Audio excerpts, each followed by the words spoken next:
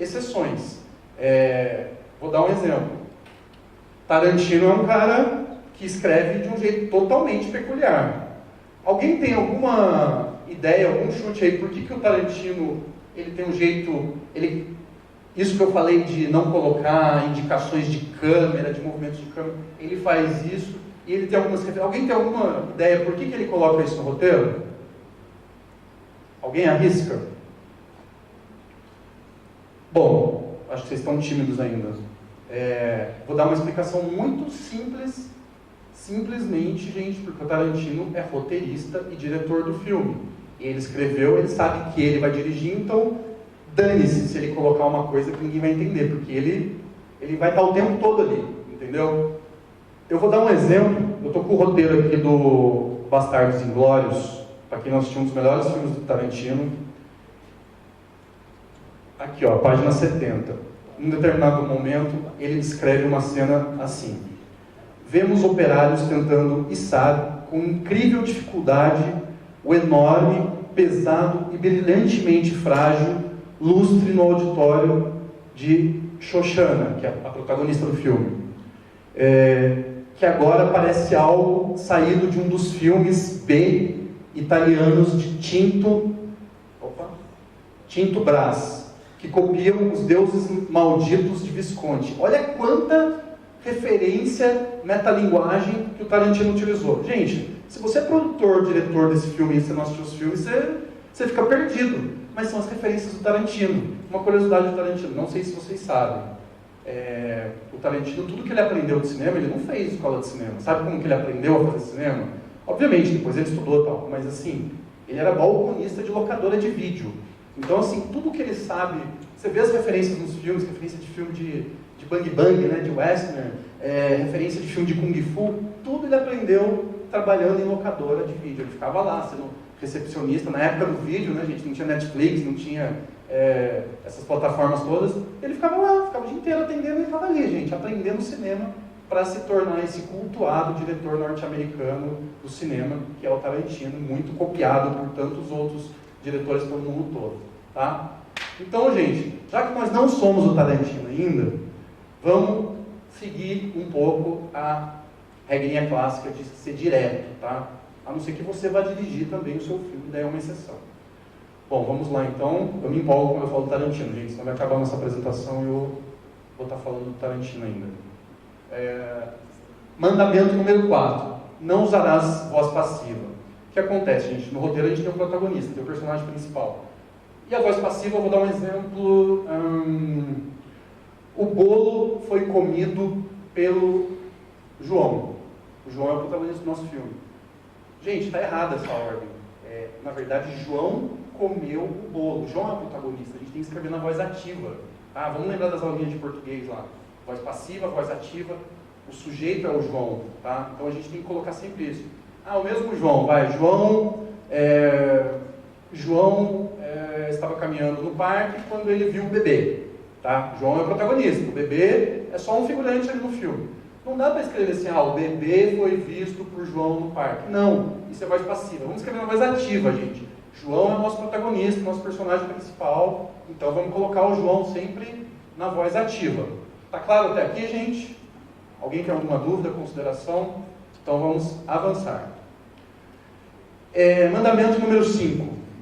Não escreverás diálogos artificiais, pretensiosos e irreais. Isso é também, todos os mandamentos são importantes, mas alguns eu acho que são mais importantes que os outros. Gente, nada mais fake, por exemplo, do que um cara branco, um homem, né, sexo masculino, branco, de classe média alta, sei lá, querer escrever um roteiro, por exemplo, de uma favela, por exemplo, em que, de repente, o personagem dele é negro, pobre, mora na favela, de um outro nível socioeconômico, de outro universo que ele não conhece.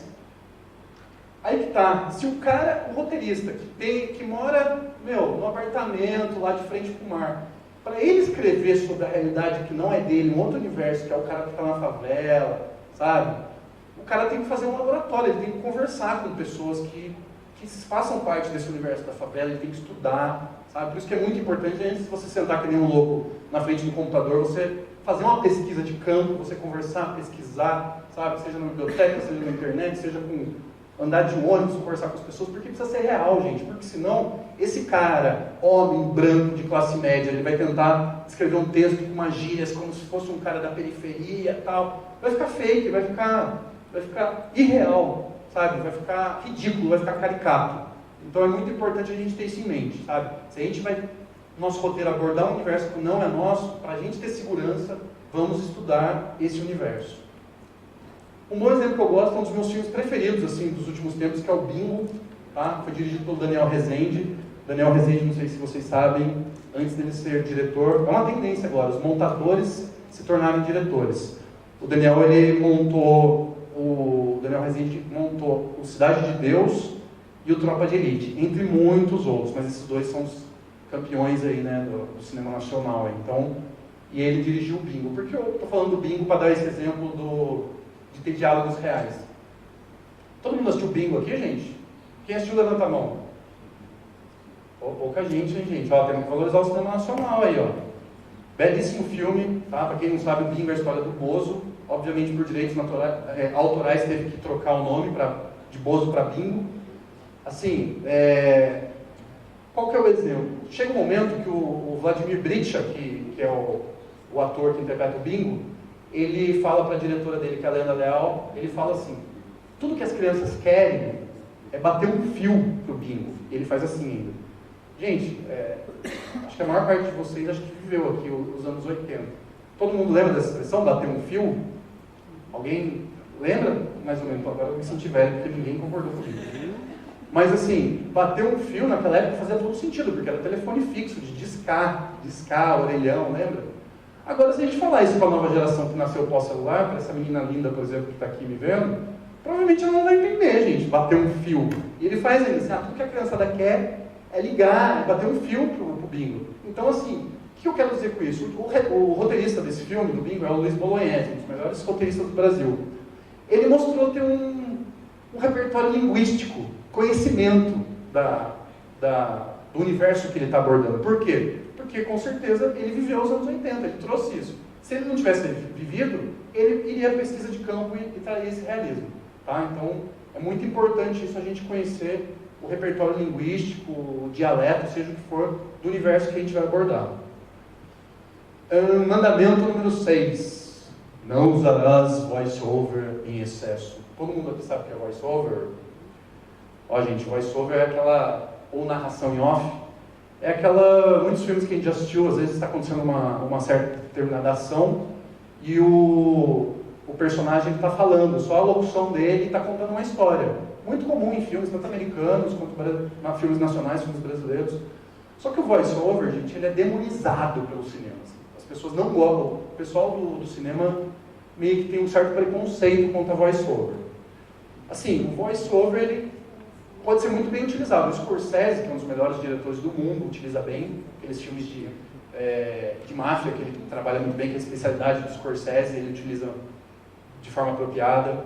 Vamos dar um exemplo aqui que vocês vão lembrar. O José Padilha, do Tropa de Elite.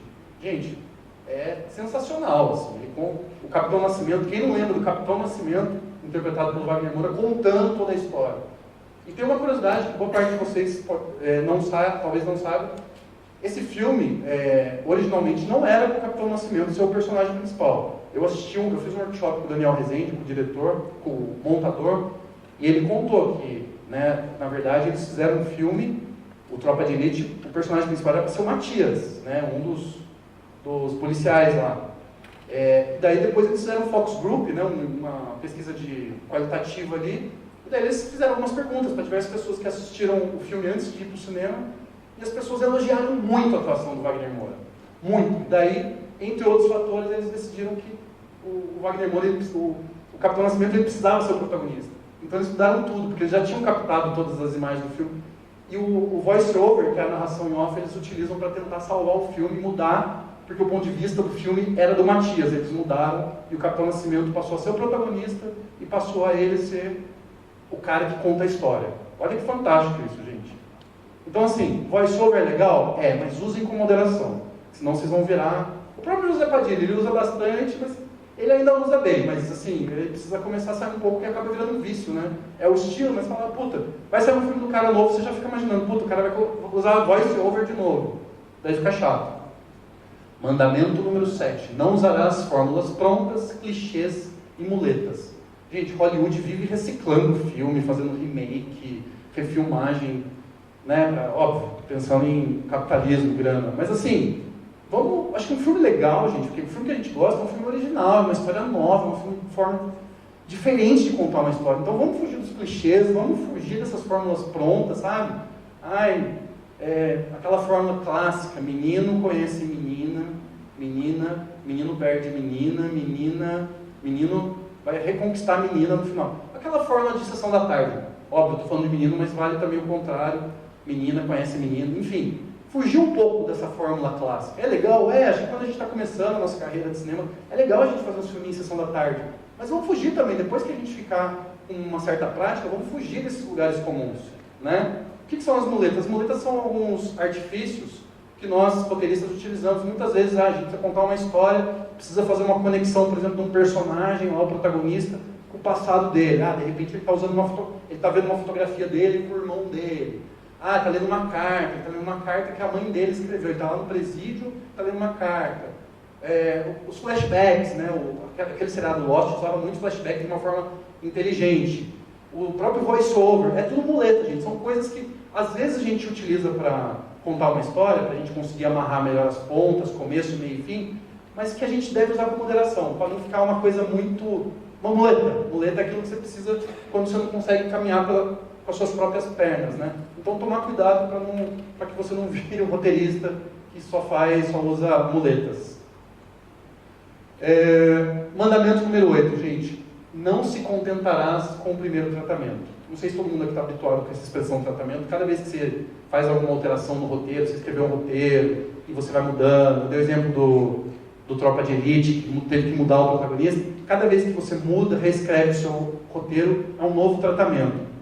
E assim, isso aqui é você não se contentar com a primeira ideia, gente. Porque às vezes você demora meses lá para escrever um roteiro, daí você termina daquela sensação de alívio, de missão cumprida. Mas espera lá, gente, seu trabalho está só começando.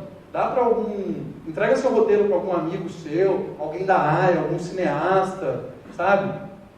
Saiba receber críticas, feedback, isso é muito positivo, porque desse feedback, você vai, não tinha pensado nisso, acho que dá para reescrever assim, acho que esse personagem pode ficar mais denso, está muito superficial, sabe? Então, acho que é legal esse exercício. Então, assim, não se contente. Vou dar um exemplo, Cidade de Deus. Cidade de Deus, a versão que eu tenho do roteiro, que eu peguei um PDF, tem gratuito na internet, tá, gente? Recomendo, inclusive, vocês lerem. Não é a última versão. Eu li recentemente que o Cidade de Deus ele teve 12 tratamentos, gente. O roteiro do Cidade de Deus é do Braulio Mantovani, que também é o mesmo roteirista do Tropa de Elite, que também, junto com Luiz Bolognese, é um dos melhores roteiristas. Sugiro vocês pesquisarem sobre Luiz Bolognese e Braulio Mantovani. Então, assim, 12 tratamentos, gente. O Bingo, que eu acabei de citar, para ele ser escrito, ele durou 4 anos, passou por 10 tratamentos. Então parece que é fácil quando a gente vê um filme, a gente vai lá no Cinemark ou assiste na Netflix um filme e fala, que legal. Mas a gente não tem noção de que ele passou por vários tratamentos, desde a primeira versão do roteiro até a última. Né? Então é um trabalho exaustivo, é prazeroso, mas é exaustivo, a gente quer sempre melhor. Mas chega um momento, gente, que daí fala, opa, senão você vai ficar o resto da vida fazendo tratamentos, seu filme nunca vai ser produzido. Mandamento número 9. Não terás devaneios criativos que comprometam o orçamento. Olha um lembrete importante aqui, gente. Estamos falando de cinema independente. Cinema independente, gente, até, um dos motivos da nós organizadores, estarmos realizando o Festival Curta Mazzaropi, é para desmistificar essa coisa de que cinema independente é filme de baixo orçamento, é filme trash, é filme de má qualidade. Pelo contrário, se vocês puderem assistir hoje os curtas que vão ser exibidos à noite, que são todos de cinema independente, vocês vão ver altíssima qualidade. Essa expressão cinema independente, gente, é porque é independente de grande estúdio, é independente de uma grande distribuidora, é independente de qualquer patrocinador. São pessoas que, estão dando o melhor ali do seu tempo, do seu talento, para fazer o melhor possível em termos de qualidade, de narrativa, tá? Então, por que eu estou falando de não ter devaneios criativos? Eu sou meio contra essa coisa de a hora que você for criar, você ficar muito limitado ao orçamento. Eu esqueci de falar, eu sou publicitário, tá, gente? Assim como muitos ídolos meus do cinema, eu vim da publicidade. Meus ídolos, por exemplo, que vieram da publicidade, o próprio Daniel Rezende do Bingo, o Fernando Meirelles do Cidade de Deus veio da publicidade, David Lynch, gente, para quem não sabe, é do Twin Peaks, ele veio da publicidade, David Fincher, que é o diretor um dos filmes que eu mais gosto, do Clube da Luta, ele também veio da publicidade, Spike Jonze, que é do Her, que é o Ela, né? E do Capture John Malkovich. Todos esses caras vieram da publicidade e se tornaram cineastas, e eu também. Então, assim, eu sou um cara da criação, né? Comecei a trabalhar com criação publicitária e descobri o mundo do cinema e me encantei. E nada mais frustrante do que a hora que você está criando, você está pensando em budget, em orçamento, aquelas coisas, e você trava um pouco a sua criação. Beleza, no começo, ok. Mas chega um momento que você precisa ser pé no chão e falar, pô, vou dar um exemplo que acho que vocês vão entender melhor o que eu estou falando. Uma expectativa, eu quero criar... vou dar um exemplo aqui do Daniel Rezende. Todo mundo sabe que o Daniel Rezende vai lançar agora, se não me engano, em junho ou julho, o live action da Turma da Mônica. Olha que lindo esses atores, gente. Esses são os atores que ele escolheu para fazer Magali, Mônica, Cebolinha e Cascão. Atores meninos aí. Vamos supor que eu sou roteirista lá, pensei, falei, vou fazer o Turma da Mônica Laços, que é o nome do filme. Vamos ver, vai ser legal, vamos transformar os personagens aqui. Todas as gerações aqui, que estão aqui, leram, gibi e tal, como que a gente vai levar isso para as telas e transformar em filme? Tem N formas, mas e o dinheiro? Budget. O Daniel Rezende, ele não está fazendo cinema independente, tá? Ele está sendo muito bem pago, a equipe dele está sendo bem paga. Mas vamos supor que a gente vai fazer. E aí? Né? Tem grana, não tem? Tem que ser muito bem planejado isso, gente, porque senão corre o risco disso aqui virar isso aqui. Sacanagem, né, gente? Todo mundo zoou essa Turma da Mônica aí, sacanagem. Né? Pode até fazer um meme disso aí, gente, expectativa e realidade. Mas vocês entenderam que assim, a gente tem que ser muito pé no chão, a gente tem que ser criativo, pensar em coisas originais, diferentes, mas ao mesmo tempo tem que ter pé no chão. Outro exemplo, eu quero fazer um filme em que um meteoro, um asteroide cai no planeta Terra e destrua tudo. Legal. Daí eu falo pro Daniel, o diretor, e falo, você quer me fuder, né, velho? Como é que eu vou fazer isso aí? Como é que eu vou, né, pá? Daí a gente não tem grana, eu falo, Daniel, vamos fazer. A gente quer isso. Impacto Profundo, Armageddon, Spielberg, Star Wars, George Lucas. E daí com a nossa verba, o máximo que a gente consegue é o Chapolin flutuando em um aerolito. É frustrante, né, gente? É broxante, pode falar. Tipo, vamos fazer cinema, vamos fazer decente, né? Porque cinema independente, que a gente vai fazer coisa... Não estou falando de Chave de Chapolin, eu adoro, viu, gente? Mas é que, né, só